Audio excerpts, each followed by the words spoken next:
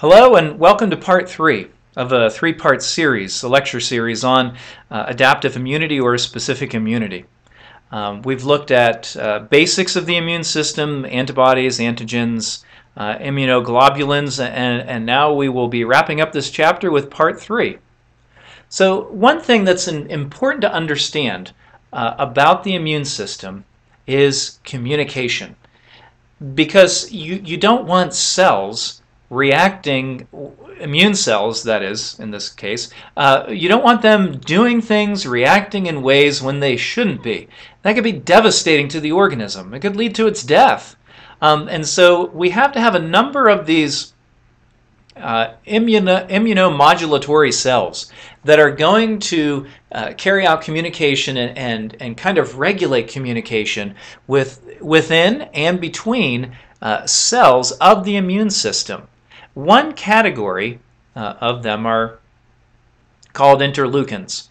Interleukins are specialized cytokines. Now, all of these here, the ones that I have listed, the interleukins and just a few of them there, the interferons and then chemokines, these are all cytokines. And cytokine comes from two words, cyto meaning cell, and kine from, think of kinetic energy, the energy of motion. So basically means cell moving. So what they're doing is cytokines are kind of regulating the activity and the communication between immune system cells. And so we call those immunomodulatory functions. What are some specific ones here? We have the interleukins, which are involved in a number of ways. And we're only going to look at these four. Interferons and chemokines. So what do they do? Interleukin 1 stimulates T helper cells. We'll look at the different classes of T cells in a minute. And they will attract phagocytes to a region of trouble where pathogens are and non-self antigens are there. Interleukin 2 activates helper T cells, B cells, and what are called cytotoxic. That's what the C stands for, the sub C. Cytotoxic T cells and natural killer cells as well. So interleukin 2 is specifically designed to carry out this job. Interleukin 8 has a specific job. It attracts various immune cells, those that are needed at that particular time, and only those immune cells that are needed for whatever the particular infection happens to be, or whatever the particular antigen is. Interleukin 12 leads to the differentiation of T cells into the different classes and different types of T cells. Interferons, these increase activity of macrophages, and they also induce the antiviral activity in cells. So interferons, for example, alpha interferons get released from viral infected cells and get passed on to neighboring cells to prepare them for a viral attack, so to speak. And then whenever the neighboring cells receive these interferons, those cells then prevent the maturation of viruses. The viruses can't assemble themselves within the newly infected viral cells, and so the viruses never have a chance to replicate. The cell never lyses, and then they can't go out and infect other cells. So interferons are a group of cytokines. And then chemokines. So these are chemicals, and so it has to do with the movement of chemicals, for example, with the chemo and the kine, the two parts of that word. They cause leukocytes to move to areas of infection or tissue damage via chemotaxis. And taxis means, like you think of a taxi cab, the transportation, the movement. So they're heading towards a chemical. So they're causing the leukocytes to head there through the release of chemicals that will attract the leukocytes to the area of infection or tissue damage. And just by the way, with interleukin, inter meaning within or between, and leukin referring to the white blood cells. So these are ones that are kind of this interconnectedness or this intercommunication system between white blood cells. What are the classes of T cells? Well, we have helper T cells. They activate cells related to cell-mediated immunity. And through the use of cytokines, they can activate B cells to produce eosinophils, IgM, and IgE. So these guys are doing really exactly what it says. They're helping. They're with cell-mediated immunity. So they're kind of like an intermediary between the two. Cytotoxic T cells are activated by T helper cells. So you wouldn't want these cells to just just begin their process or of destruction without receiving some kind of a signal. So they receive a signal from helper T cells, and they will destroy antigen-affected cells with perforin, which will lead then to apoptosis. We'll look at an example of this in the next slide here up close, of how cytotoxic T cells work in this particular regard.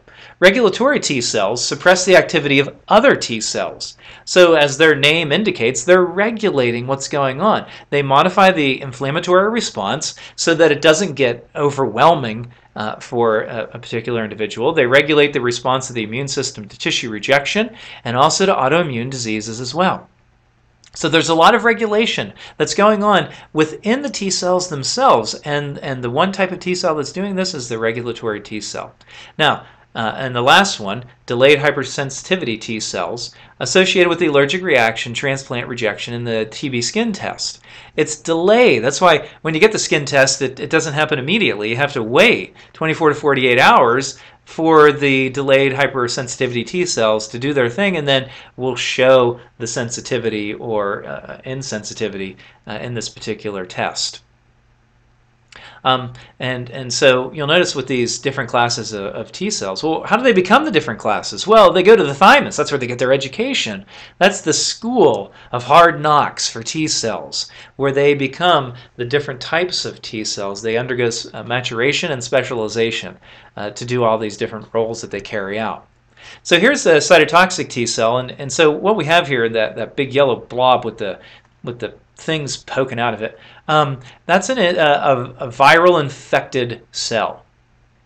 And so within this infected cell, there are viral fragments. And then what the infected cell does is it forms this MHC, which is called a major histocompatibility complex. Another mouthful. Biologists love these humongous mouthful terms. Anyway, the MHC, or major histocompatibility complex, will present on the very tip of it some of these viral antigen fragments. The cytotoxic T cell has a receptor to that particular antigenic fragment, and then once it recognizes that, and it recognizes that that is an antigen and it's not self, it will release perforin. The perforin makes lesions in the infected cell's cell membrane, and the plasma membrane. Then the cell undergoes apoptosis. It lyses and breaks apart as a result of these perforations that have been punctured into the plasma membrane of the infected cell. And you say, well, there's the death of a cell. Oh no, no, this is what we want, because then the viruses, the viral particles, can never assemble themselves into infectious units and then cause a cell to lyse, and then they go out and infect other cells. They never get the opportunity to do that because the cell lyses prematurely before the viruses can assemble themselves. So sorry, viruses, you never get to mature, and so therefore you never get to go out and infect other cells. That's terrible. So this is what's called cell-mediated cytotoxicity, where we're using MHCs, major histocompatibility complexes, and that's important with this. MHCs are incredibly important with this process, because without them, cytotoxic T cells would never know that they should be destroying a cell that is undergoing, in this case, for example, viral being overtaken by a virus. And so the viruses then, as a result of the cell lysing prematurely, they can never form and mature into fully infectious particles. Specialized lymphocytes, mostly T cells, will respond to these intracellular antigens, like what we just looked at with the viral particles. After differentiating in the thymus, which is what they undergo in the thymus, the T cells migrate to lymphoid tissue, and again, it's mainly the lymph nodes, especially those. I mean, they go to the spleen, but they don't really hang out too much in the spleen because it's just a one-spot location there. And so we want the T cells to go out and spread to as many areas and regions as possible. And so the lymph nodes are perfect for that because they're throughout our bodies. And so we have thousands upon thousands of lymph nodes in which these T cells can then migrate and stay. They differentiate into effector T cells when they're stimulated by an antigen. And so until antigen stimulation, they're not really fully mature. They're not able to carry out what their final job is until they're stimulated by an antigen. And some of these T cells become memory cells and they stay with us our entire lives. So the way we encounter that antigen again, we have these memory T cells that will kick into action and do all of the different jobs that they carry out. Antigen presenting cells. They are immune system cells that process antigens before they're acted upon by T cells. It's kind of a vague definition. So what does it mean to process? So they will basically hang on to them. And they do what their name says. They present antigens to the T cells. So let's say you get an infection. Those antigens get picked up by APCs. The APCs then travel through the lymphatic system, come to a lymph node, and present that antigen to the T cells that are there waiting for these antigens to be presented to them. And then, when the antigens are presented, they will become effector T cells as a result of that. This also stimulates B cell antibody production as well. And so this is one of the primary steps in developing our specific immunity and then fighting against pathogens that come within us. So there are two main types of antigen-presenting cells. There are dendritic cells and activated macrophages. Dendritic cells are called that because they have dendrites, and dendrites are those branch-like extensions that come off of the cell membrane. They are abundant in our lymph nodes, which, as I said, that's where the T cells are, so it makes sense that there would be loads of them because they're presenting their antigens to the T cells. In the spleen, mucosa, and skin. And just in reference to skin there in vaccines, vaccines are often more effective when injected intradermally due to presence of dendritic cells that are within the dermis. So rather than intramuscularly, vaccines, it depends. I mean, not always, and in some cases they are. I think the level of effectiveness is not that much greater if the vaccine is injected intradermally as opposed to intramuscularly. But anyway, the dendritic cells are there within our skin, and so these vaccines can act and become more effective. Activated macrophages are stimulated by ingesting an antigen by cytokines. They're like super macrophages, and so they become activated by that. And whenever they take up an antigen, that is both of them, the dendritic and activated macrophages, they'll migrate to lymph tissue where they present the antigen to the T cells. Now, of the two, the dendritic cells are the ones that are heading to the lymph nodes far more frequently than the activated macrophages are. But they both serve that function of presenting antigens. So this is a micrograph of a dendritic cell, and you can see you got the soma of the cell in the middle, and then you've got these incredible dendritic extensions that are coming off of its surface. What does that do? Increases surface area so that it can latch on, grab a hold of an antigen, keep it, and then present it at the lymph nodes to the T cells. In this picture you can see activated macrophages. They undergo membrane ruffling, and so they have this ruffled appearance like a rose bloom, for example. And in the background you have a macrophage there just waiting to become activated, saying, "Oh, gee, I can't wait to be one of them." So once the antigen once they receive the antigen, then they undergo this process of membrane ruffling and becoming an activated macrophage, and now they can become a full-fledged antigen-presenting cell. Natural killer cells. So NK cells are natural killer cells of lymphocytes that destroy virus-infected cells and cancer cells as well. And in this particular colorized micrograph here, we have a natural killer cell, that's the yellow cell, attacking a cancer cell. So when cancer cells form, they're called transformed cells as well, and that's with good reason. They are totally transformed. And so their surface antigens are way different than the normal non-cancerous cell. Well, this natural killer cell recognizes these, in some cases, common antigens that are present in cancerous cells. Because in order for a cell to become cancerous and undergo this prolific reproduction and proliferation of these cancerous cells, they have to possess some proteins and carbohydrates that are common to all of them. Well, natural killer cells have attachment sites that will bind to these particular antigens. And so they recognize then these transformed cells. Same with virus-infected cells as well. Because of the kind of the unique nature, at least, or the different nature of a capsid. I mean, in comparison to our own cells, the capsid of a virus, natural killer cells can recognize those as well. They also attack parasites too, and so they will lead to lysis of cells through the release of their lytic enzymes. They don't need to be stimulated by an antigen, and there's no prior activation or exposure required. So they just naturally kill, and that's why they're called natural killer cells, because they don't need an antigen to stimulate them. There's no prior activation or exposure required. They're already pre-programmed to respond to and bind to these particular antigens that we see, for example, on a cancer cell. Talking about immunological memory, so we have two main responses. It's a primary response and there's the secondary response. And so our primary response is our first exposure to or contact with an antigen, and this is slow. And the reason why is because we have to wait for the B cells to undergo clonal proliferation, clonal selection, become a group of them becoming memory cells and a group of them becoming plasma cells.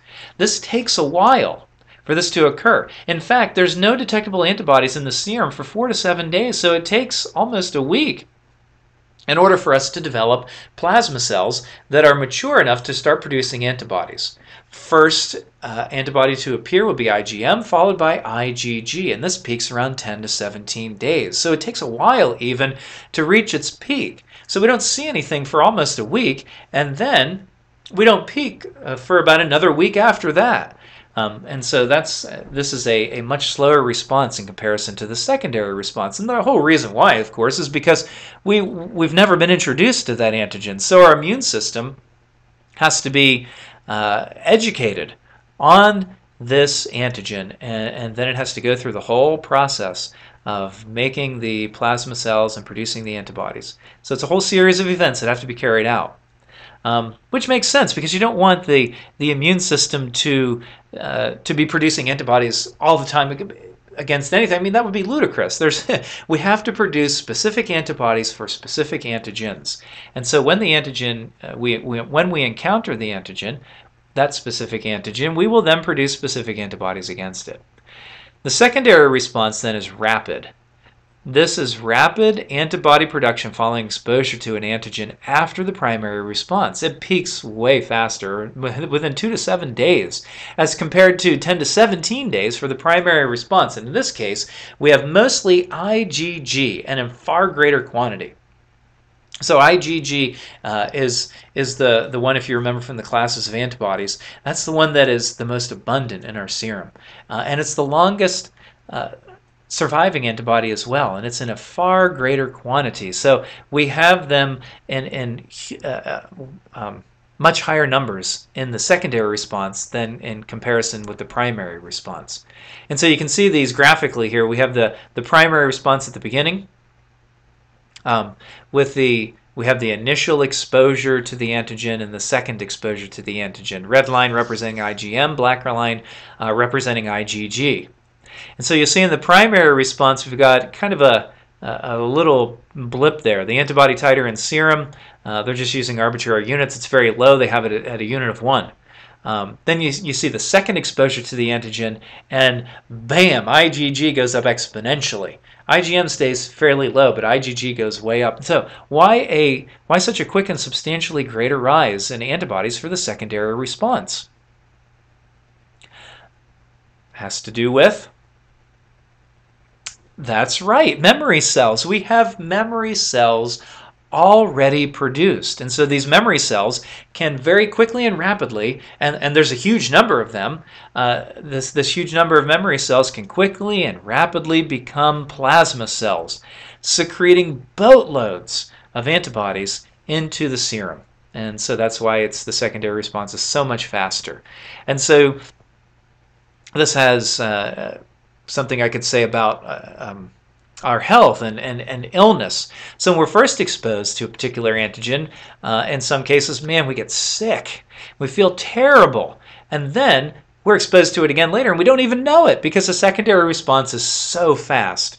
And there's a huge number of antibodies that get produced and released from these plasma cells that it doesn't even register. We just continue on with our lives while our immune system is carrying this out. How often does this happen? All the time. It's happening in us right now.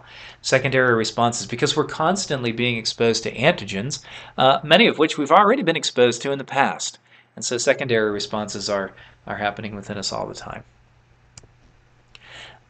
Final slide here is how do we develop immunity? How do we develop this adaptive immunity? Well, and through what pathways, I guess specifically I should say here with this slide. So there's two main categories. We have naturally acquired on the left, and we have artificially acquired on the right in this little table that I made. Now, well, let's look at the left side, the naturally acquired first. We have naturally acquired active. Antigens enter the body naturally, and our body produces antibodies and lymphocytes in response to that antigen. So we acquired our immunity naturally. It wasn't given to us through an injection, and it's active. We are actively producing these antibodies. We are producing them ourselves. So we acquired it naturally from the environment, and then we actively produce the antibodies in response to the antigens. Then we have naturally acquired passive. Naturally acquired, so we're getting them from the environment, but we don't make the antibodies. So the antibodies pass from the mother to the fetus via placenta or to infant via mother's milk. So this is the only, I guess, two ways you could say here that naturally acquired passive occurs. From mother to fetus through the placenta, or the antibodies that are in colostrum or milk that's being then passed to the infant as the infant nurses. So that's naturally acquired passive. Now on the right-hand side, artificially acquired, active and passive. Both of these would be through an injection of some kind. You are acquiring them artificially. You're going somewhere and you're getting a shot. Okay, so you're not getting it from the environment. You are voluntarily taking this shot. And so artificially acquired active vaccinations. So you get the flu vaccination, for example, or the measles, mumps, rubella vaccination. You have been given these antigens artificially through an injection, and then you produce the antibodies and lymphocytes actively. So you get it artificially through an injection, but you're an active player in this. You will then produce the antibodies. So the only difference between artificially acquired active and naturally acquired active is with naturally acquired, you're getting it from the environment naturally. You are not going somewhere and getting a shot. Artificially acquired, you get a vaccination. And then artificially acquired passive. You're getting an injection of preformed antibodies. And so it's artificially acquired, an injection, and it's passive. You're not making these antibodies. You're getting an injection of these antibodies. So that would be like with the rabies or vaccination or the tetanus, where with these two infections in particular, there isn't time for you to undergo the primary response because the primary response takes too long. You'll be dead or close to it because you have not been introduced to these antigens before. And so there isn't time for you to sit around and make the antibodies against these deadly infections. And so as a result, you need to get an injection of antibodies. So like with rabies, you are given preformed anti-rabies antibodies, and then you are also given a rabies vaccination as well in a series of 5 shots. So you're given your initial shot, you're getting the antibodies right away. Immediately, you need these antibodies for both rabies and tetanus because there isn't time for you to develop antibodies against these deadly infections. And then, over the course, at least with rabies, over the course of 21, 28 days, somewhere around there, you're given then 4 more injections of vaccination. So you're getting, in rabies in particular, you're getting both artificially acquired active, so that you produce enough antibodies yourself just as insurance, and then you're also getting immediately artificially acquired passive. You're given those preformed antibodies because there isn't time for you to make those antibodies. Okay, well, that wraps up this introductory chapter to adaptive or specific immunity. This is the end of part 3 of the 3-part series. And again, I ask you to, if you haven't yet subscribed, to please do so. Please subscribe to Tink Talks. That's me. I'm Tink, and I like to talk, if you haven't noticed. And also, like this video and share it with others. I want others to hopefully benefit from this. So if you know someone who could, please pass this video along to them and even send them a link to my channel, and maybe they'll find something interesting there. So thank you for watching.